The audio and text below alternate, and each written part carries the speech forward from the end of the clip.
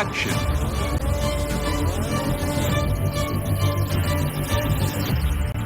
ஓ mutual ஃபண்ட்ல மக்கள் போட்ட 26 கோடி எங்க?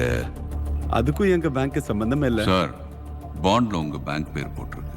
யோர் பேங்க் ரிலாய் மியூச்சுவல் ஃபண்ட். அதுலயும் எங்க ஷேர் 40% தான், மீதி 60% சார் அவங்களுக்கு. நான் வேணா புரியுற மாதிரி சொல்லட்டுமா ப்ளீஸ். சார்? எங்க கம்பெனி மியூச்சுவல் ஃபண்ட் கம்பெனியும் அண்ணன் தம்பி மாதிரி. தம்பி தப்பு பண்ணா அண்ணன் என்ன சார் பண்ண? என் தம்பி தப்பு பண்ணா நான் இப்படிதான் அடிச்சு கேட்பேன். உதாரணம் தப்பா சொல்லிட்டேன், தெளிவா புரியுற மாதிரி இன்னொரு உதாரணம் சொல்றேன். நல்லா வருவான ஒரு பையனை தத்தெடுத்து வளர்க்கணும். அவன் தடுதல் ஆகிட்டு என்ன சார் பண்ண முடியும்?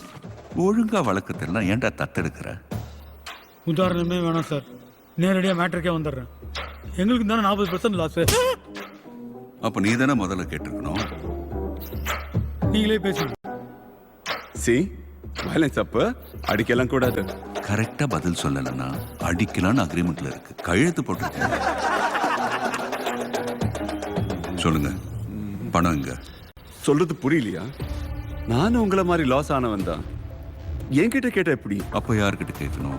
அந்த மியூச்சுவல் ஃபண்ட் சேர்மேன் ஹர்ஷா கிட்ட தானே கேட்கணும். ஓ, அவர்கிட்ட தான் கேட்கணுமா? ஆமா.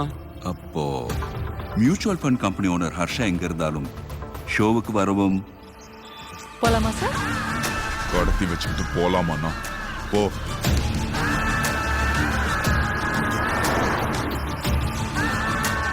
அடுத்த சேர்மன் வரும் வரை சிறிய விளம்பர இடைவேளை.